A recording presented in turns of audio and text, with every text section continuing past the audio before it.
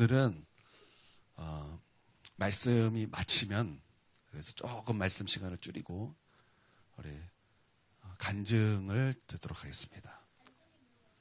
이따가 보면 합니다. 그래서 여러분 오늘 말씀도 은혜롭게 들으시고 또 간증 들으시면서 또 여러분의 삶에 큰 도전 받으시길 바랍니다. 저는 우리 큰은혜 교회 저번 주에 사실 설교는 아니었어요. 나는 우리 교회가 이렇게 되길 원합니다라고 말을 시작해서 40분, 50분 동안 그것을 말했어요. 여러분 저번 주에 말씀 기억하면 이것이죠. 우리 교회에 사단의 정체가 드러나서 예수 그리스도의 이름 앞에 그들이 소리치며 떠나가기를 원합니다. 핵심은 이거였습니다. 여러분 삶에서 사단의 정체가 드러나고 우리 가운데 은밀하게 역사했던 그 사단의 정체가 드러나서 여러분 예수 그리스도의 이름 앞에 여러분 소리치며 떠나가게 되길 주님의 이름으로 축원드립니다.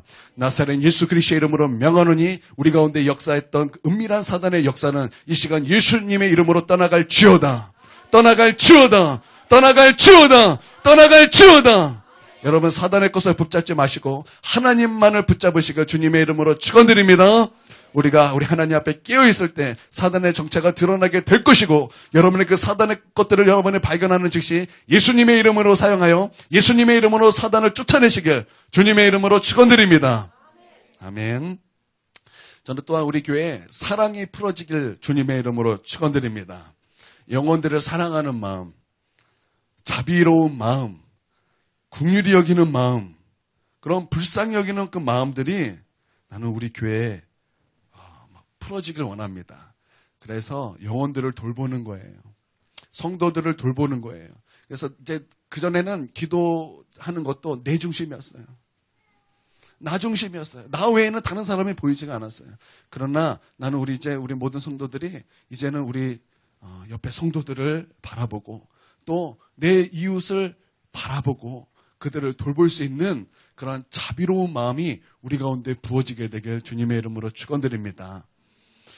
제가 볼 때는 이 긍휼의 마음, 자비의 마음 이것은 성령님으로 말미암아 오는 줄 믿습니다. 이것은 단순히 박애주의를 얘기하는 것이 아니에요. 하나님의 마음을 얘기하는 것입니다. 이 하나님의 마음은 성령으로 오는데 그냥 성령이 임했다고 오는 것이 아니에요. 우리가 성령께 순종해 오는데 두 가지를 통해서 오는 것을 제가 보게 됩니다. 첫 번째는 이것입니다. 영혼을 향한 중보기도 가운데 주님의 마음이 임해요. 영혼을 향한 중보기도, 때로는 나라를 위한 중보기도, 그런 중보기도를 통해서 하나님의 마음이 부어지게 되는 것입니다. 또 하나는 전도 가운데 그 마음이 부어져요. 전도 가운데 그 영혼에 대한 불타는 사랑이 부어지는 거예요. 그 영혼 지옥 가면 안 되는데, 그 영혼 죄 가운데 살면 안 되는데, 근데 단순히 그것이 아니라 주님의 마음이 부어지는 거예요. 주님께서 그것이 너무나 안타까워 예수님을 이 땅에 보내주셨던 그 주님의 그 자비, 헤세드. 이 헤세드가 우리 가운데 나타난 게 뭐예요? 주님의 사랑과 예수 그리스도가 이 땅에 하늘 보자 영광 버리시고 이 땅에 오신 사건이에요. 이 마음이 우리 가운데 부어지게 되길 바랍니다. 그래서 우리 교회 성도들 가운데 사랑이 넘쳐나길 바라요. 저는 그렇게 되리라고 믿습니다. 여러분 사랑을 풀어내시길 바랍니다. 사랑에 우리가 관심 갖고 주님의 마음에 더욱더 우리가 관심 가져야 될 줄 믿습니다. 우리가 25절 한번 읽어보도록 하겠습니다. 시작. 어떤 율법교사가 일어나 예수를 시험하여 이르되 선생님 내가 무엇을 하여야 영생을 얻으리까. 아멘. 율법교사가 예수님에게 찾아와서 예수님을 시험할 때에 이렇게 시험하였습니다. 선생님 어떻게 하여 영생을 얻을 수 있나이까? 이렇게 질문을 했다라는 것입니다. 저는 이 질문이 참 중요하다고 생각합니다. 왜냐하면 이때 사람들은 영생, 즉 생명을 얻어 생명이신 하나님과 천국에서 영원히 살기 위해서는 자신이 무엇을 해야 한다라는 것을 그들은 알고 있었어요. 그들은 그 영생을 얻기 위해서 내가 무엇인가를 해야 된다라는 것을 분명하게 알 수 알 수 있었다라는 것입니다. 성경은 그것을 우리 가운데 계속 말하고 있습니다. 같은 누가복음 18장에 보면 여러분이 너무나 잘 알고 있는 부자 청년의 말씀이 나옵니다. 그 부자 청년은 아주 높은 그 직업에 있었던 사람이요, 또 재물도 많이 모았던 부자요, 하여튼 잘 나가는 사람이요, 또 그는 신실했던 사람이에요. 하나님을 믿었고 또 모든 율법을 지켰던 그런 사람이었습니다. 근데 그 마음속에는 무엇인가 허무함과 허전함이 있었어요. 나는 율법을 지키는데 뭔가 내 안에 채워져야 될 것이 있다는 것을 그는 그 마음속에 느끼고 있었어요. 그래서 그가 예수님께 찾아갔습니다. 예수님, 내가 영생을 얻기 위하여 무엇을 해야 합니까? 여러분, 그 당시 사람들은 분명히 알았다라는 거예요. 영생을 얻기 위해서는 내가 무엇인가를 해야 한다라는 것을 분명히 알았다라는 것입니다. 여러분, 사도행전 2장에 보면 성령 받았던 이 베드로가 사람들에게 복음을 전했습니다. 복음을 전할 때 사람들이 그 마음에 찔렸어요. 굉장히 큰 찔림을 받았습니다. 그러고 나서 이 베드로에게 뭐라고 말했냐면, 그러면 우리가 어떻게 해야 되겠습니까? 우리가 어찌할꼬? 탄식하며 베드로에게 물었다라는 거예요. 우리가 구원 얻기 위해서는 우리가 어떻게 해야 되는가, 이 말이에요. 내가 무엇을 해야 되는가, 그것을 말하고 있다는 것입니다. 사람들은 내가 영생을 얻기 위해서는 무엇을 해야 된다라는 것을 여러분, 이 성경이 기록된 그 시대에는 분명히 알고 있었다라는 것입니다. 또 사도행전 16장에서는 바울과 실라가 복음을 전하다가 그들이 매를 맞고 감옥에 갇히게 되었습니다. 그 손에는 쇠사슬이 매어 있었고 그들은 두들겨 맞아서, 복음 전하다가 맞아서 아주 그냥 엉망진창이 되었습니다. 그들이 그 캄캄한 밤에 그 감옥에 갇혔을 때 그 손에 쇠사슬이 묶여있고 팔에 그냥 쇠고랑이 차여 있는 그때에 그들이 그 캄캄한 밤에 하나님께 기도하고 찬양을 하였어요. 그때 모든 관수들과 그때 모든 그 감옥에 있던 모든 사람들이 그 찬양과 기도를 들었습니다. 근데 성경은 이렇게 표현하고 있어요.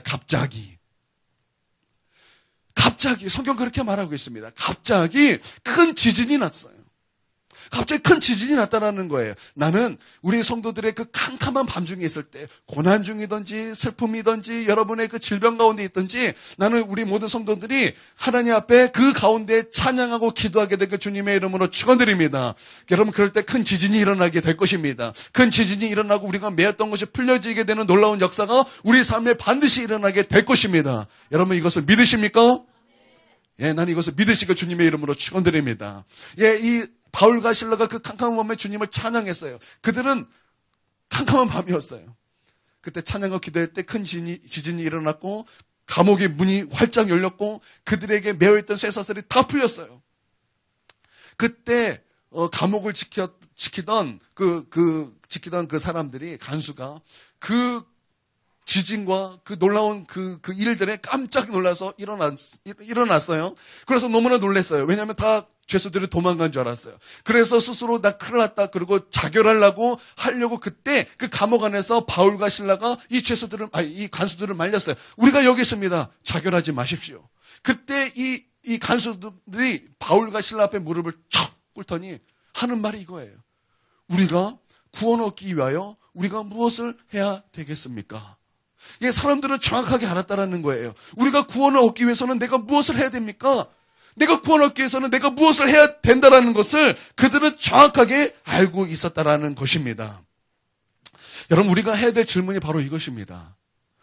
영생을 얻기 위하여, 우리가 구원을 얻기 위하여 내가 무엇을 해야 되는가? 우리가 하나님 앞에 질문할 수 있어야 된다라는 것입니다. 여러분, 이게 참 중요해요. 왜냐하면 질문한다라는 것은 생각한다라는 것이고, 생각한다라는 것은 곧 결과가 나타나게 되어 있기 때문입니다. 여러분이 신앙적인 것, 믿음적인 부분에서 여러분 어떠한 생각을 해보신 적이 있으십니까? 여러분, 제가 여러분에게 한두 가지를 드린다면 이와 같습니다. 제가 초등학교 5학년 때인가 4학년 때인가 좀 헷갈려요. 그때 제가 주일학교에 있을 때 교회 선생님이 제가 전도했던 학생들이 많이 있었어요. 쪽지를 주면서 너희가 우선순위를 한번 정해봐라. 이렇게 말하고 세 가지를 말했어요. 첫 번째는 집, 두 번째는 학교, 세 번째는 교회. 이 세 가지 중에 너가 가장 중요하게 생각하는 것부터 이렇게 우선순위를 정해봐라. 그렇게 말했습니다. 그때 저는 처음으로 신앙적인 것을 생각했어요. 그게 뭐냐면 하나님이 계시고 그 하나님이 계신 곳이 교회인데, 그러면 가장 중요하고 귀한 곳은 어디겠는가? 당연히 교회다. 제가 처음으로 신앙적인 생각을 해낸 것이 바로 그 사건이었어요. 그러고 나서 저는 당당하게 첫 번째 우선순위 교회, 그리고 두 번째 집, 세 번째 학교. 모든 사람들이 3위는 다 똑같았어요. 학교. 그리고 두 번째는 교회, 첫 번째는 집. 이렇게 다 적었어요. 그런데 첫 번째 집, 교회, 학교 다 하나님 떠났어요. 저만 하나님 앞에 남았고 저만 지금 목사가 되었어요. 여러분, 이 생각한다는 것이 이렇게 귀한 거예요. 이 생각한다는 것이 이렇게 중요하다라는 것입니다. 여러분, 나는 우리 모두가 좀 생각하게 되길 주님의 이름으로 축원드립니다. 그리고 두 번째 내가 생각한 것이 기도에 대한 것이었습니다. 내가 주님을 만나고 성경을 읽으면서 왜 주님께서 십자가에 달려 죽으셨는가? 첫 번째는 주님께서 우리를 죄에서 구원하시고 죄에서 구원하심으로 말미암아 지옥에서 나를 건지시기 위함이었어요. 여러분, 이것을 믿습니까? 근데 그것만 있는 것이 아니에요. 하나님께서 우리 가운데 오시기 위하여 주님께서 십자가에 짊어지셨다라는 거예요. 그러면 무엇이 중요한가? 내가 주님을 만나기 위해서 기도해야 된다면 이 기도가 가장 귀한 것이구나.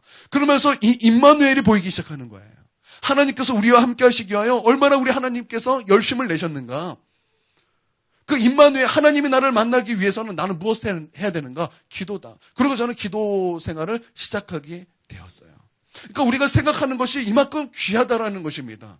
여러분, 우리가 생각하고 내가 하나님 앞에 질문할 때 나는 그 질문하는 그 질문의 제목이 하나님, 내가 영생을 얻기 위하여 내가 무엇을 해야 됩니까? 나는 우리 하나님 앞에 있게 되길 주님의 이름으로 축원드립니다. 여러분, 질문하십시오. 하나님 앞에 질문하십시오. 질문한다라는 것은 생각한다라는 거예요. 그러니까 다시 말하면 하나님 앞에 생각하십시오. 그리고 그것을 질문하십시오. 여러분, 그럴 때 하나님께서 여러분에게 알려주실 것입니다. 할렐루야.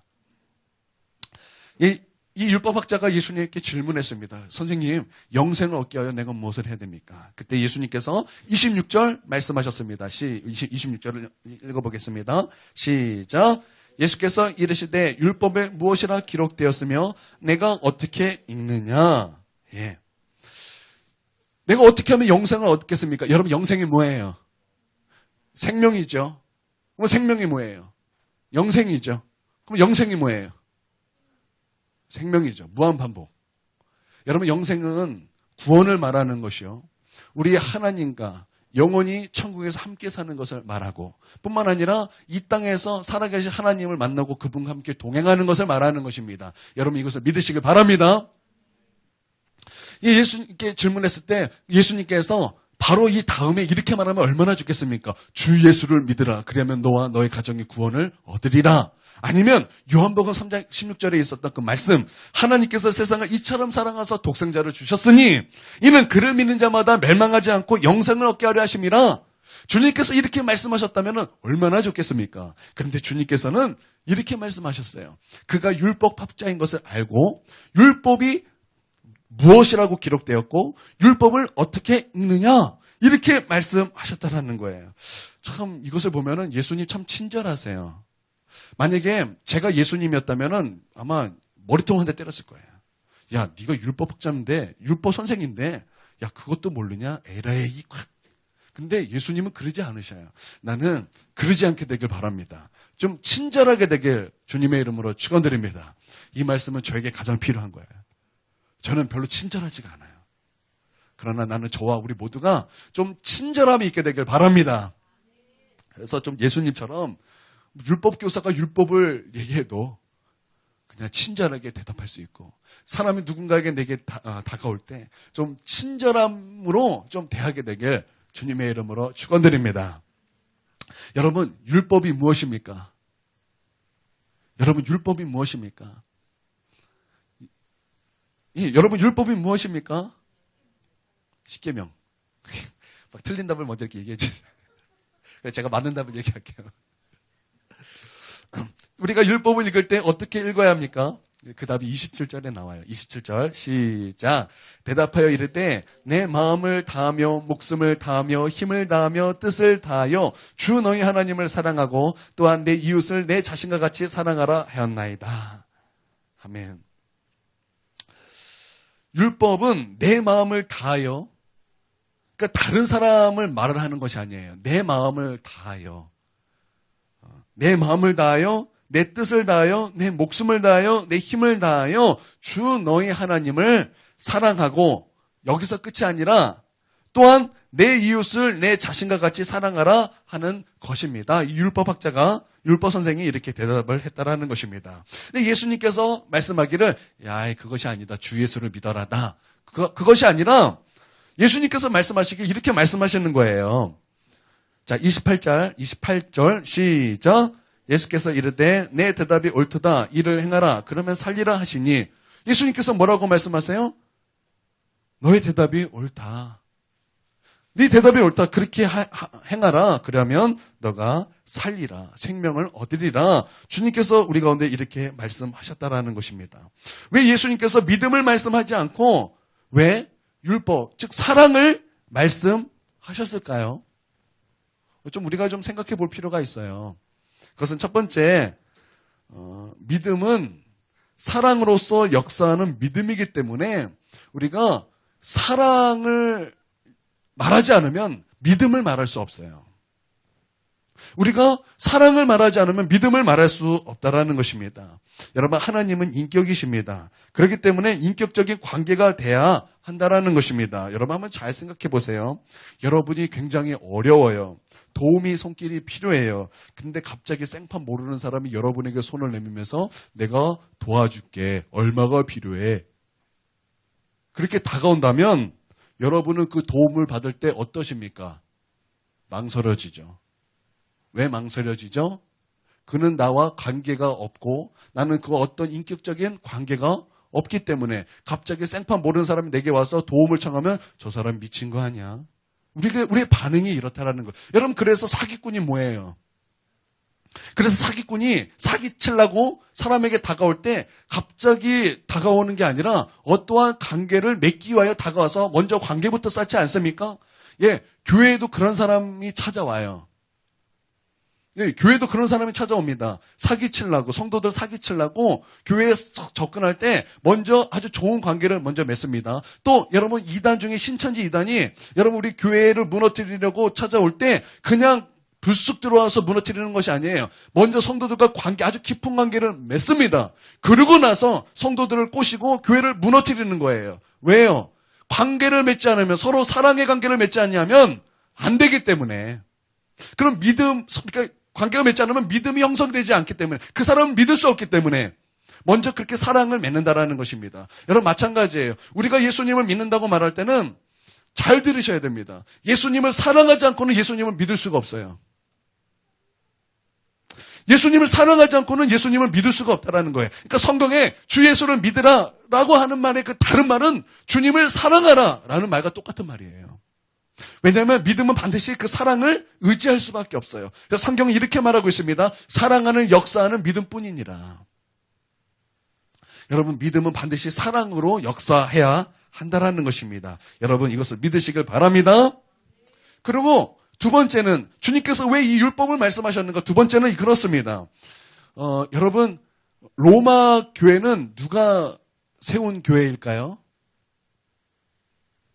로마 교회는 그 오순절날 성령 받은 사람들이 나가서 복음을 전했습니다. 그때 베드로가 설교해서 3,000명, 5,000명이 회개하고 예수님을 믿었습니다. 그때 예수님을 믿었던 사람들이 그냥 예루살렘에 있었던 사람들이 아니라 전국 각지에 있었던 디아스포라가 이 오순절이라는 명절이 돼서 예루살렘에 다 모였던 거예요.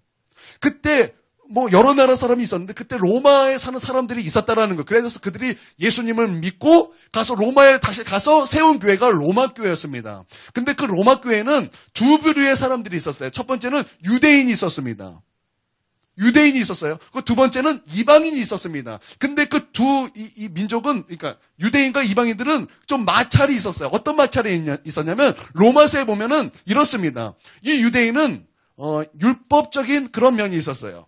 그래서 예수님을 믿고 뿐만 아니라 율법을 지켜야 구원받을 수 있다. 근데 그 율법은 어떤 율법이냐? 할례다.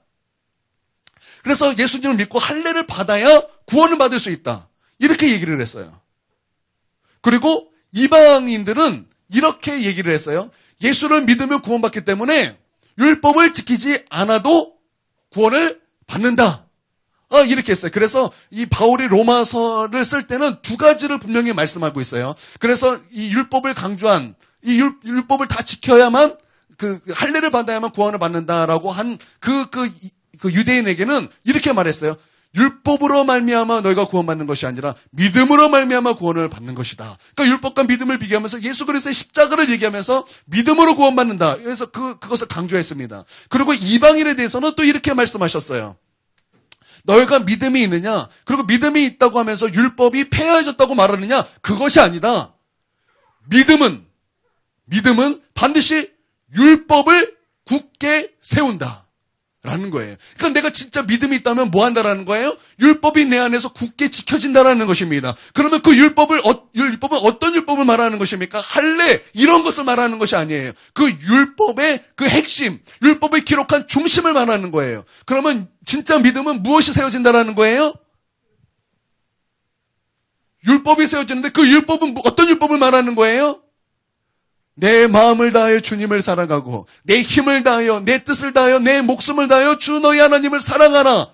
하시 그 율법이 내 안에서 세워지게 된다라는 것입니다. 다시 말하면 내가 진짜 믿음이 있다고 한다면 주님을 사랑하는 것이 내 안에 굳게 세워진다라는 거예요. 이게 단순히 나는 말로만 내 주님 사랑할 거야 이런 것이 아니라는 거예요. 내가 주님을 사랑해요? 여러분 누군가를 사랑하면 여러분 어떻습니까? 잘해주기만 해요? 잘해주려고 어떻게 해요? 찾아가잖아요. 만나야 하잖아요. 그렇죠? 지금 연애하고 계신 분 한번 손 한번 들어보세요. 연애하고 계신 분. 저기 커플링 있어요. 저기 어때요? 사랑하니까 어때요? 우리랑 같이 있을 때도 그렇죠? 미선이한테 뭐 사랑해 이렇게 보내는 것 같은데. 사랑하니까 어때요? 만나야 되잖아요. 그렇죠? 중보기도도 빠지고 만나야 되잖아요. 그렇죠? 아니에요? 얼굴이 검은데 왜 이렇게 빨개졌어? 이렇게 빨개지게 보이네. 검은데 이상하네. 사랑하면 어떻게 만나고 싶은 거예요. 잘 들으세요. 사랑하는 사람이 희한해. 사랑하면 이 사랑하는 사람의 말이 이게 지켜지는 거예요. 그리고 그 사람이 했던 모든 말들이 내 안에서 어느 순간 영향력이 되는 거예요. 이게 사랑의 힘이에요. 이게 사랑은 그렇더라는 거예요. 여러분, 예수님을 사랑할 때 희한해요. 하나님의 말씀이 지켜집니다. 하나님의 모든 말씀이 지켜지는 거예요. 이게 어렵지가 않은 거예요. 내가 주님을 사랑하지 않을 때는 짐이에요. 이게 멍해처럼 내게 다가와요. 그러나 주님을 사랑할 때는 그게 되더라는 거예요. 여러분, 그러므로 여러분 나는 진짜 내가 믿음이 있노라 할 때 여러분 잘 확인하세요. 내가 진짜 주님을 사랑하는가. 할렐루야.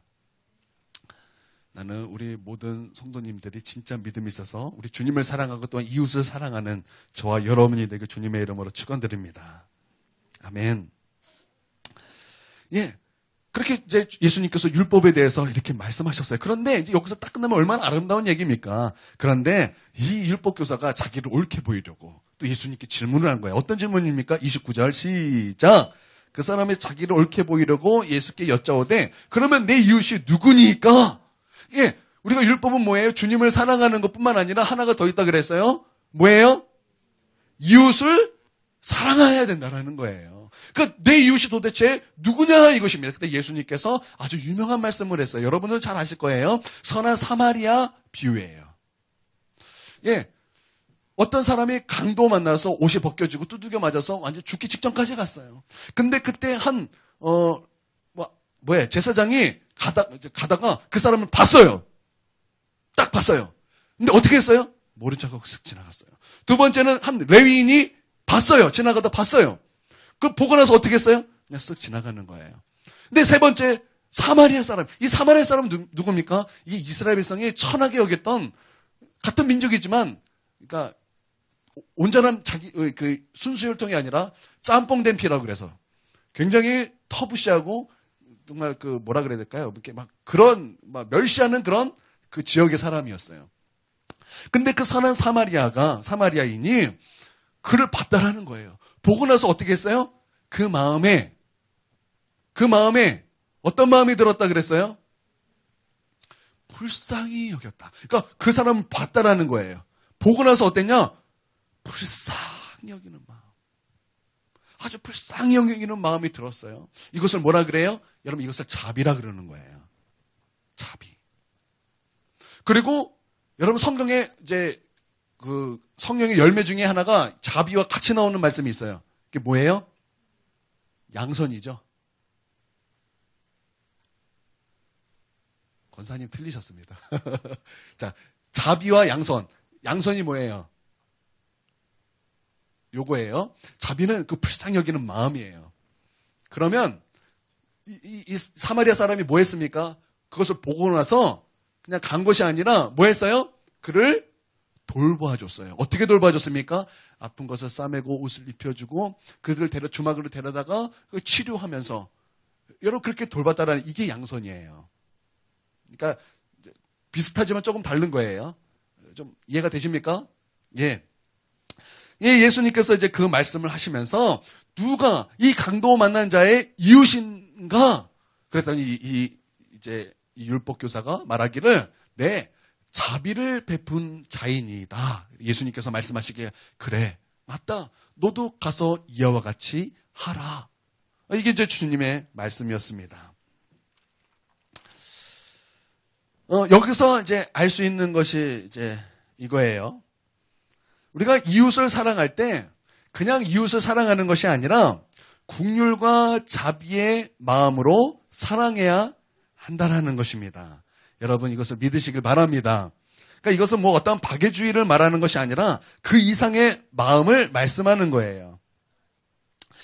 여러분 우리는 이웃 사랑해야 될 줄 믿습니다.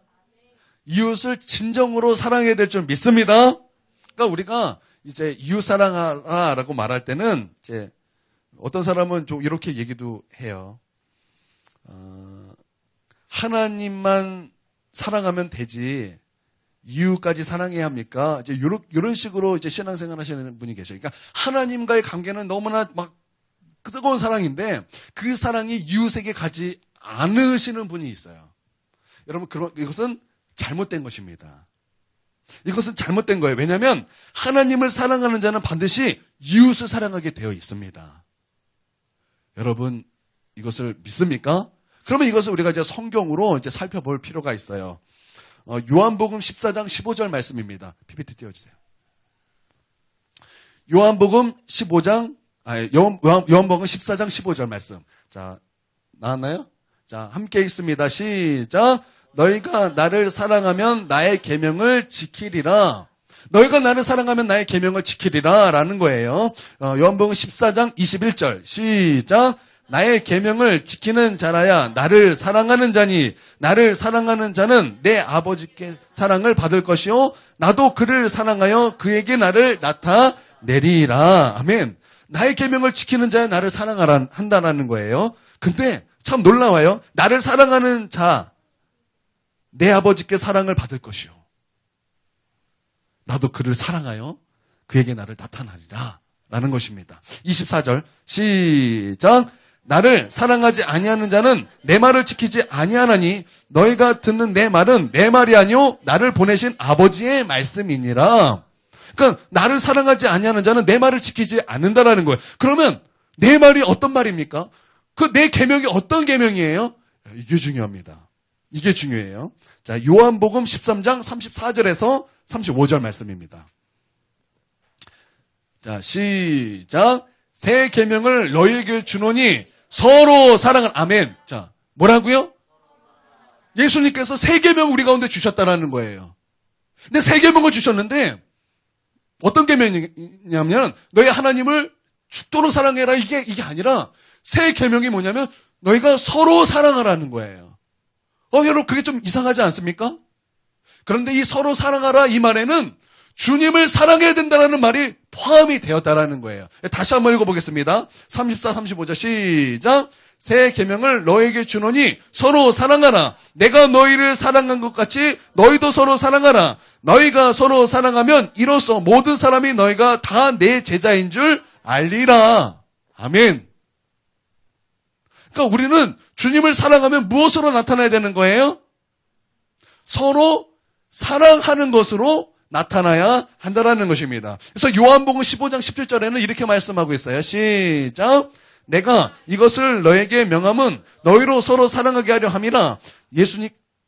여러분 예수님께서 이 말씀은 포도나무 비유와 가지 비유를 말씀하시면서 말씀하신 말이에요. 그러니까 다시 말하면 이거예요. 여러분 예수님은 포도나무입니다. 여러분 믿습니까? 그러면 우리는 뭐예요? 가지예요. 우리가 포도나무에 붙어 있지 않으면 무엇을 맺을 수 없어요? 열매를 맺을 수 없다라는 거예요. 그러니까 우리가 예수님께 붙어 있으면 무엇을 공급받아요? 예수님의 성품, 그 은혜로 말미암아 주님의 성품을 공급받는 거예요. 주님의 마음을 공급받는 거예요. 은혜의 성령을 공급받는 거예요. 근데 이것을 왜 말씀했냐면 주님께서 말씀하시기를 너희가 서로 하기 위하여 내가 이것을 말했다라는 거예요. 그러면 다시 말하면 뭐예요? 우리가 그렇게 주님과 붙어있어 주님과 사랑하는 것은 무엇하기 위해서? 서로 사랑하기 위해서라는 것입니다. 예, 우리는 서로 사랑해야 될 줄 믿습니다. 여러분 이것을 믿습니까? 그래서 주님께서 이렇게 말씀하시는 거예요. 내가 너희를 사랑한 것 같이 서로 사랑해라. 내가 너희를 사랑해서 내 모든 것을 희생한 것처럼 너희도 그렇게 서로 사랑하라는 거예요. 여러분 우리는 참 이기적이에요. 그래서 무엇인가 희생하는 것을 싫어해요. 그러나 나는 희생하는 우리가 되길 주님의 이름으로 축원드립니다. 내가 희생하고 내가 옆에 내 가족과 내 친구를 살리는 것 얼마나 귀한 것입니까? 제가 저희 어머니에게 감동받는 것 중에 하나가 이것입니다. 저희 어머니가 우리 가정을 섬기는 걸 기뻐하세요. 가정을 위해서 설거지하고 청소하는 거 기뻐하세요. 이해가 되세요? 이해가 되세요? 왜 기뻐하시냐면 내가 가정을 위해서 희생함으로 말미암아 내 가정이 산다라는 거예요. 그래서 저희 어머니가 제가 틀릴만한 거 아니에요. 제가 저희 어머니한테 들은 얘기예요. 여러분 희생하는 거 중요한 것입니다. 예수님께서 우리에게 희생하셨습니다. 여러분 믿습니까? 그 사랑으로 서로 사랑하는 거예요. 그 사랑으로 서로 사랑하는 것입니다. 근데 누군가 나를 막 괴롭힌 사람, 나에게 원수 같은 사람, 우리는 그런 사람 앞에서도 우리는 희생해야 되는 거예요. 여러분 믿습니까? 여러분 진짜 주님을 사랑한다면 우리는 그렇게 사랑해야 되는 거예요. 할렐루야. 예수님께서 제자들을 이제 12명을 전도했죠. 그래서 예수님의 제자로 삼으셨습니다. 근데 시간이 지나니까 그 12명이 몇 명이 됐어요? 70명이 됐습니다. 그리고 예수님께서 십자가에 달려 죽으시고 그것으로 끝이 아니라 주님은 다시 성령의 능력과 하나님의 능력으로 말미암아 3일 만에 부활하셨습니다. 여러분 믿습니까? 그리고 40일 동안 제자들에게 하나님의 나라에 대해서 말씀하시고 그리고 하늘로 올라가셨습니다. 그리고 제자들에게 남아있던 제자들에게 이렇게 말씀하셨어요. 너희는 몇 날 며칠이 못 돼요. 내가 이제 아버지께 보내 성령을 이제 받을 준비를 하라. 이제 이렇게 말씀하셨습니다. 그리고 이제 제자들이 이제 기도하게 되었어요. 그래서 그 제자들이 이제 마가의 다락방에 모여서 기도할 때 그 제자들이 몇 명이 되었습니까? 120명이 되었어요. 그래서 처음에 12명에서 70명, 70명에서 120명이 되었습니다.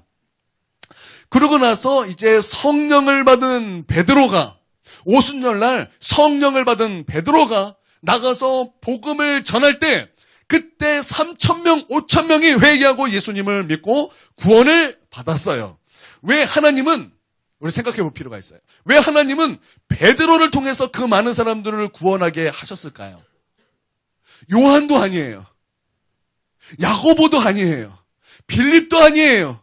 다른 누구도 아니라 베드로가 복음을 전해서 베드로를 통해서 3,000명, 5,000명이 구원을 받았다라는 것입니다. 여러분, 나는 성경을 볼 때마다 우연은 없다고 저는 믿습니다.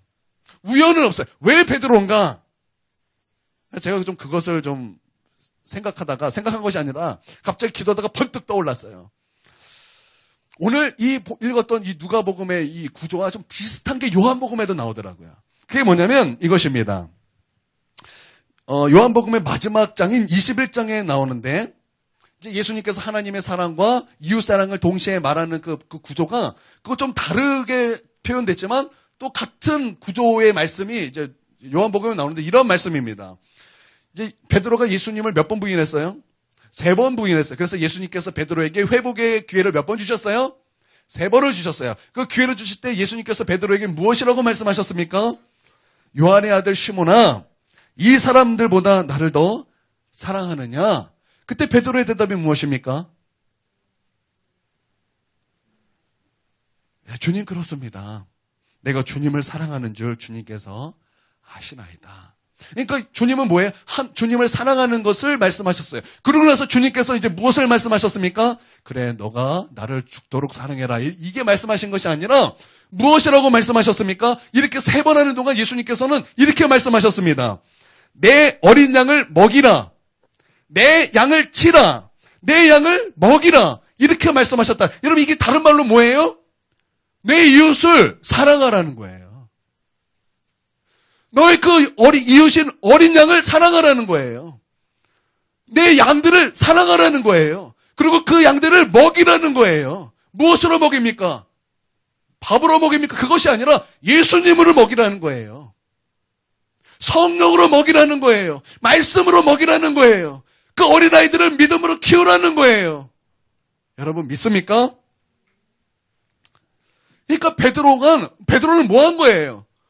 성령이 부어지고 그가 성령에 순종하여 방언을 말하면서 나가서 복음을 전할 때 그는 성령께 순종하며 나아갈 때 베드로에게 부어졌던 마음이 뭐예요? 바로 그 목자의 마음, 아비의 마음, 그 영혼들을 긍휼히 여기는 마음, 그 영혼들을 사랑하는 마음이 부어졌다라는 것입니다. 여러분 우리가 그것을 알 수 있는 것이 바로 그 다음 장에 나오는 사도행전 3장에 나오는데 여러분 왜 하필이면 또 베드로일까요? 난 너무 신기해요. 베드로가 성전에 기도하러 가기 위하여 성전에 요한과 함께 들어갔습니다. 가는데 그 성전 앞에 남에서부터 앉은뱅이가 거지로서 구걸하며 거기 앉아 있었다라는 거예요. 그런데 베드로가 무엇했습니까? 바로 오늘 자비로운 그 사람처럼 그 사람을 주목했다라는 거예요. 그 사람을 보았다라는 거예요. 보고 나서 뭐 했어요? 사랑의 마음, 자비의 마음, 그 영혼을 돌보고 싶은 마음이 들었다라는 거예요. 그래서 베드로가 한 말이 무엇입니까? 나는 금도 없다. 나는 은도 없다. 그러나 내 안에 있는 건 내가 이것을 너에게 주노니 곧 나사렛 예수 그리스도의 이름으로 일어나 걸으라. 그리고 그 손을 잡고 일으켜 세웠더니 그 사람이 어떻게 됐습니까? 그 사람이 일어서서 발에 힘을 얻고 걷고 뛰고 성전을 뛰어서 하나님께 영광을 돌렸다라는 것입니다. 할렐루야. 그러니까 베드로의 마음은 무엇이 부어진 거예요? 바로 목자의 마음, 아비의 마음이 부어졌다라는 것입니다. 여러분 이것을 통해서 우리가 알 수 있는 것은 우리가 이웃을 사랑할 때 그 사랑의 열매가 맺기 위해서는 반드시 그냥 해서가 되는 것이 아니라 우리가 주님을 사랑할 때, 우리가 주님을 순종할 때 우리의 가운데 부어지는 아비의 마음, 목자의 마음, 사랑의 마음, 자비로운 마음, 영혼을 긍휼히 여기는 그 마음이 있을 때 우리의 그 사랑이 열매를 맺게 된다라는 것입니다. 여러분 이것을 믿으시길 바랍니다. 저는 공의로운 사람이었어요. 저는 참 공의로운 사람이었습니다. 저는 군대에서 같은 내무반 사람이 무엇인가 큰 잘못을 하면 보통은 다 같은 내무실 사람들은 봐줘요. 내 가족이니까. 근데 저는 그것을 그렇게 생각하지 않았어요. 왜냐하면 그렇게 하면은 기강이 무너진다. 저는 그것이 옳다고 생각했어요. 그래서 다른 내무반이든 우리 내무반이든 똑같이 잘못하면 똑같이 혼냈습니다. 똑같이 머리바가를 시켰고 똑같이 몽둥이를 들었고 그러면 안 되는데 저는 그렇게 했습니다. 그런데 저는 그래야 한다고 생각했어요. 그런데 어느 순간 보니까 난 늘 혼자였어요. 의로웠기 때문이에요. 그래서 나는 날카로웠기 때문에 누군가가 내게 오면 다쳤어요. 그런데 내 밑에 후임은 사랑이 많았습니다. 사랑이 많았어요. 그래서 늘 용서했어요. 늘 용서하고 친구처럼 품어주고 그럴 수 있지. 그리고 같이 매점을 내려가더라고요. 그랬더니 그 사람에게 사람들이 그렇게 붙더라는 거예요. 그래서 내가 뭐 하자 그러면 바쁘대요. 바빠서 안 됩니다. 이렇게 말하는데 내 후임이 야 뭐 하자 그러면 바쁜 거를 잠깐 내려놓고 내 후임을 따라가더라는 거예요. 그래서 내가 주님을 만나고 복음을 전할 때는 그 복음의 열매가 맺지 못했어요. 그러나 내 후임이 만약에 복음을 알고 복음을 전했다면 분명히 그들은 복음을 영접했을 거예요. 그때 내가 깨달은 것이 있어요. 사랑은 사람을 얻는 거구나. 와, 제가 그것을 깨달았어요. 저희 어머니가 제가 어렸을 때 참 공의로운 분이었어요. 왜냐면 제가 그분 밑에서 자랐고 그분 밑에서 교육을 받았기 때문에 제가 공의로웠어요. 저희 어머니 참 공의로웠어요. 그래서 그 공의에 벗어나면 저는 그냥 그날은 반드시 매타작, 깨도 아닌데 차를 자꾸 타작마당에서 막 이렇게 두들겨, 뭉두겨 이렇게 막 때리셨어요. 저희 어머니 참 공의로웠어요. 그런데 저희 어머니가 성령을 만나고 아주 성령으로 말미암아 변화되어 아주 사랑이 많아지기 시작하셨어요. 그거 희한하더라고요. 참 사랑이 많아지셨어요. 그러고 나서 저희 어머니에게 사람이 붙기 시작하더라는 거예요. 여러분 여기서 전도된 사람 중에 우리 초창기에 저보고 교회 온 사람 아무도 없어요. 우리 전도사님인데 옛날에 학생 때 말 지질이 안 듣고 내 전화하면 전화도 안 받았어요. 우리 동현이 정우 내가 오라면 안 왔어요. 주인은 뭐 나 아직 몰랐었고. 그런데 그렇게 꿈쩍도 안 하던 아이들이 저희 어머니가 오라 그러니까 오는 거예요. 오더라는 거예요. 정우 안 된대요. 근데 저희 어머니가 너 라면 안 줄 거야. 그러니까 마지못해 그냥 오고 싶었는데 그걸로 핑계 삼아 온 건가요? 동현이도 저희 권사님이 오라 그러니까 그냥 오는 거예요. 내가 올 때는 안 된대요. 내가 올 때는 아니래요. 근데 권사님이 오라 그러니까 네 그러고 오더라는 거예요. 좀 그렇게 말 안 듣고 내 전화 받지도 않던 전도사님도 권사님이 오라 그러니까 오는 거예요. 또 누구예요? 또 누가 있어요? 김지사님든가요 혹시? 주의 권사님이 찾아갔어요. 오라 그러니까 네 그러고 오는 거예요. 왜 그래요? 내가 하면 안 됐어요. 근데 권사님 하면 되더라는 거예요. 그들을 사랑으로 품어줬기 때문에. 그들을 사랑했기 때문에. 그 사랑을 아이들이 알았기 때문에. 여러분 이거 명심해야 돼요. 여러분 사랑은 사람을 얻게 하는 것입니다. 그래요. 사랑은 항상 그래요. 여러분 하나님을 사랑하면 하나님을 얻습니다. 여러분 믿습니까? 구원을 얻고 여러분 영생을 얻고 사람을 사랑하면 사랑을 얻는 거예요. 여러분 사랑하시길 주님의 이름으로 축원드립니다. 사랑해서 뭐 하려고요? 사랑해서 뭐 하려고? 그 영혼을 구원하기 위하여. 여러분 믿습니까? 여러분 군대 가면은 이제 처음 하면 훈련소에서 6주 훈련을 해. 지금 몇 주인지 모르겠어요. 저는 그냥 6주 훈련을 했어요. 근데 처음에 이제 부모님들이 편지를 써요. 엄마가 편지를 써줍니다. 그러면 이제 군대에서 처음 받아보는 그 엄마의 편지를 받으면 안 우는 애가 없어요. 여러분 군대에서는 형 찾지 않습니다. 동생 찾지 않습니다.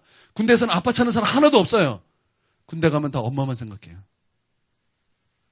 그리고 군대에서 엄마 편지를 받는 사람은 다 흐느끼 울더라고요.